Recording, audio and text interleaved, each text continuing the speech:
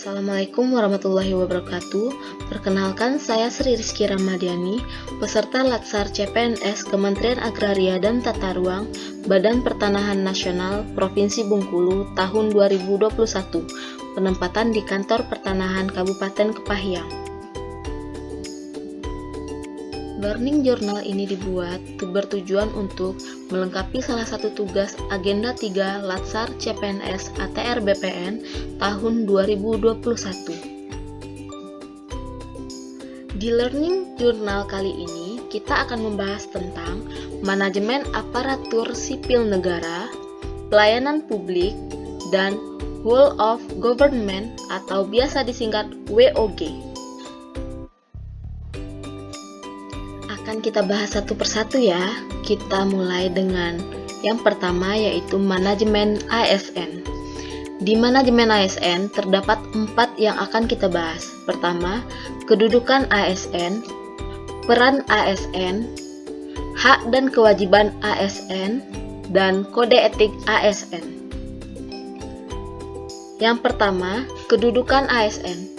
Pegawai ASN berkedudukan sebagai unsur aparatur negara yang menjalankan kebijakan yang ditetapkan oleh pimpinan instansi pemerintah serta harus bebas dari pengaruh dan intervensi semua golongan dan partai politik. Sedangkan peran ASN adalah perencana, pelaksana, dan pengawas penyelenggaraan tugas umum pemerintahan dan pembangunan nasional melalui pelaksanaan kebijakan dan pelayanan publik yang profesional, bebas dari intervensi politik, serta bersih dari praktik korupsi, kolusi, dan nepotisme.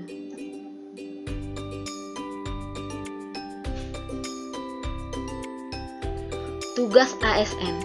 Yang pertama, melaksanakan kebijakan yang dibuat oleh pejabat pembina kepegawaian sesuai dengan ketentuan peraturan perundang-undangan. Yang kedua, memberikan pelayanan publik yang profesional dan berkualitas. Yang ketiga, mempererat persatuan dan kesatuan negara Kesatuan Republik Indonesia. Berdasarkan jenisnya, pegawai ASN terdiri atas 2, yaitu pegawai negeri sipil atau disingkat dengan PNS, dan pegawai pemerintah dengan perjanjian kerja atau disingkat dengan P3K. Hak dan kewajiban pegawai ASN. Setia dan taat pada Pancasila, Undang-Undang Dasar 1945, NKRI, dan pemerintah yang sah. Menjaga persatuan dan kesatuan bangsa. Melaksanakan kebijakan yang dirumuskan pejabat pemerintah yang berwenang. Menaati ketentuan peraturan perundang-undangan. Melaksanakan tugas kedinasan dengan penuh pengabdian, kejujuran, kesadaran, dan tanggung jawab, menunjukkan integritas dan keteladanan dalam sikap, perilaku, ucapan, dan tindakan kepada setiap orang, baik di dalam maupun di luar kedinasan. Menyimpan rahasia jabatan dan hanya dapat mengemukakan rahasia jabatan sesuai dengan ketentuan peraturan perundang-undangan dan bersedia ditempatkan di seluruh wilayah negara Kesatuan Republik Indonesia. Kode etik dan kode perilaku bertujuan untuk menjaga martabat dan kehormatan ASN, antara lain sebagai pedoman, panduan birokrasi publik atau aparatur sipil negara dalam menjalankan tugas dan kewenangan agar tindakannya dinilai baik. Sebagai standar penilaian sifat, perilaku, dan tindakan birokrasi publik atau ASN dalam menjalankan tugas dan kewenangannya. Etika birokrasi penting sebagai panduan norma bagi aparat birokrasi dalam menjalankan tugas pelayanan pada masyarakat dan menempatkan kepentingan publik di atas kepentingan pribadi, kelompok, dan organisasinya. Pembahasan Learning Journal yang kedua yaitu pelayanan publik. Konsep dan prinsip pelayanan publik.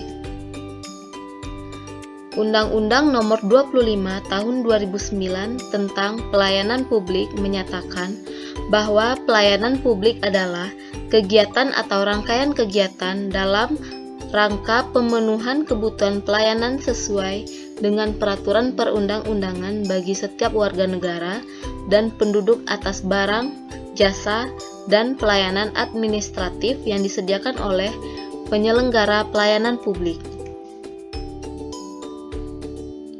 3 unsur penting dalam pelayanan publik yaitu: yang pertama, organisasi penyelenggara pelayanan publik. Yang kedua, penerima layanan yaitu orang, masyarakat, organisasi yang berkepentingan. Dan yang ketiga, kepuasan yang diberikan dan diterima oleh penerima layanan. Barang atau jasa publik adalah barang atau jasa yang memiliki rivalry atau rivalitas dan eksklusabilitas yang rendah. Barang atau jasa publik yang murni yang memiliki ciri-ciri tidak dapat diproduksi oleh sektor swasta karena adanya free rider problem, non-rivalry dan non-excludable, serta cara mengkonsumsinya dapat dilakukan secara kolektif. Perkembangan paradigma pelayanan, Old Public Administration atau disingkat dengan OPA, New Public Management atau disingkat dengan NPM, dan seterusnya menjadi New Public Service. Definisi pelayanan publik dalam Undang-Undang Nomor 25 Tahun 2009 sangat sempit, karena ruang lingkup pelayanan yang disebut sebagai pelayanan publik sangat terbatas dan bentuk kegiatan pelayanan publik sebagaimana diatur dalam pasal 5 ayat 3 dan 4 juga sangat sempit karena pelayanan kebutuhan barang publik bagi masyarakat hanya diartikan sebagai pengadaan barang atau jasa di instansi pemerintah. 9 prinsip pelayanan publik yang baik untuk mewujudkan pelayanan prima adalah partisipatif, transparan, responsif, non-diskriminatif, mudah dan murah, efektif dan efisien, aksesibel, akuntabel, dan berkeadilan. Pembahasan yang ketiga yaitu Whole of Government atau disingkat dengan WOG.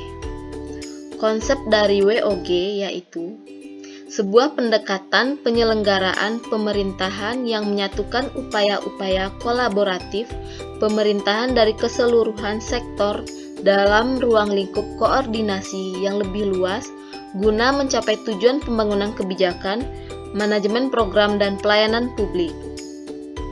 Karakteristik pendekatan WOG dapat dirumuskan dalam prinsip-prinsip kolaborasi, kebersamaan, kesatuan, tujuan bersama, dan mencakup keseluruhan aktor dari seluruh sektor dalam pemerintahan.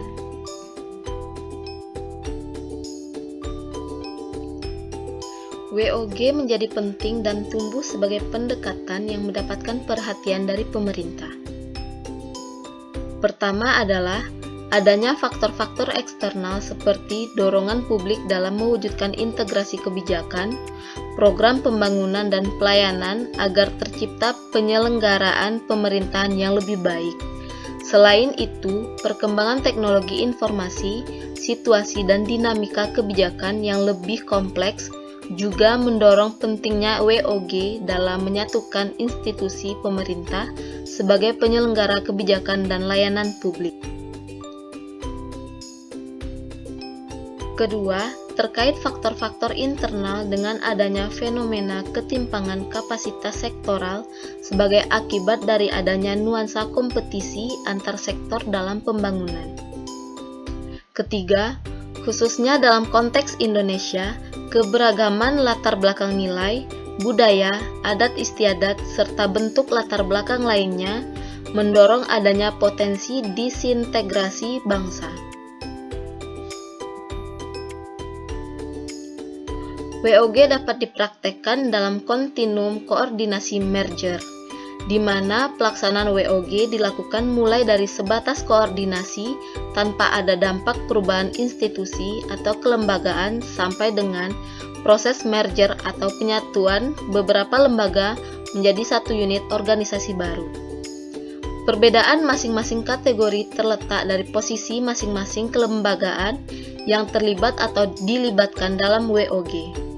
Untuk kategori koordinasi, maka kelembagaan yang terlibat dalam pendekatan WOG tidak mengalami perubahan struktur organisasi.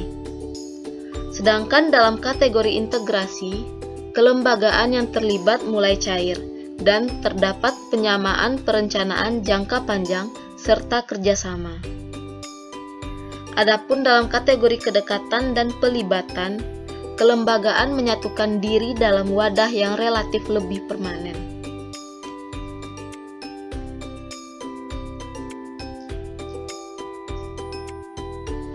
Penerapan WOG dalam pelayanan yang terintegrasi.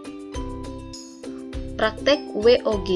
Terdapat beberapa cara pendekatan WOG yang dapat dilakukan baik dari sisi penataan institusi formal maupun informal. Pertama, penguatan koordinasi antar lembaga. Kedua, membentuk lembaga koordinasi khusus. Ketiga, membentuk gugus tugas. Dan yang keempat, koalisi sosial.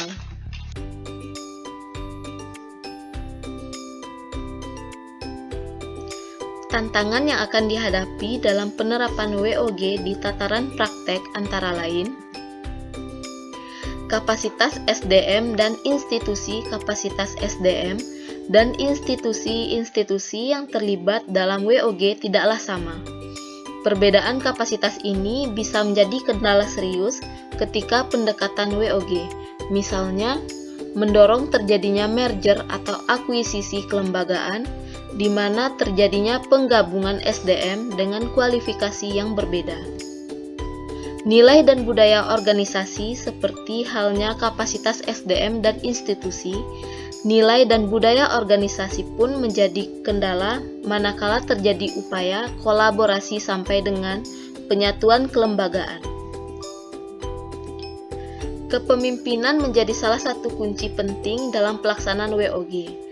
Kepemimpinan yang dibutuhkan adalah kepemimpinan yang mampu mengakomodasi perubahan nilai dan budaya organisasi serta meramu SDM yang tersedia guna mencapai tujuan yang diharapkan.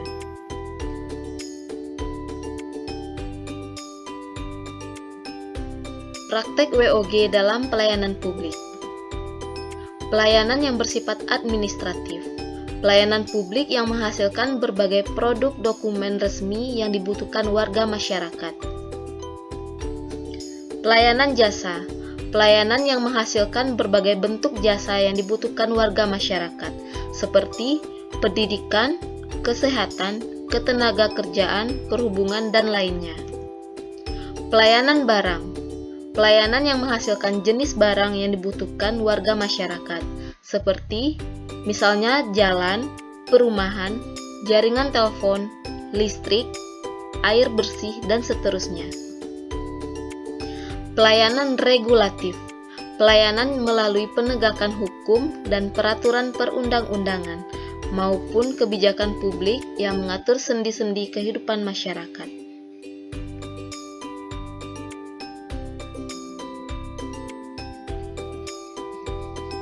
Adapun berdasarkan polanya, pelayanan publik dapat dibedakan juga dalam 5 macam pola pelayanan yang masing-masing diuraikan sebagai berikut.